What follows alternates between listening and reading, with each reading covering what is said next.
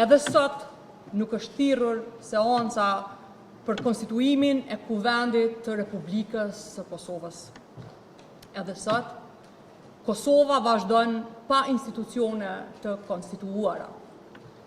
Dhe kjo duhet të na alarmoj të gjithëve. Ne jemi zgjedhur për të punuar.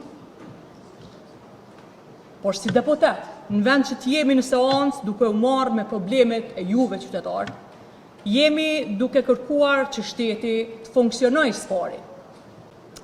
Asnjë fitore zgjedhore nuk i jep askujt të drejtën ta vendos veten mbi Kushtetutën e Republikës Kosovës.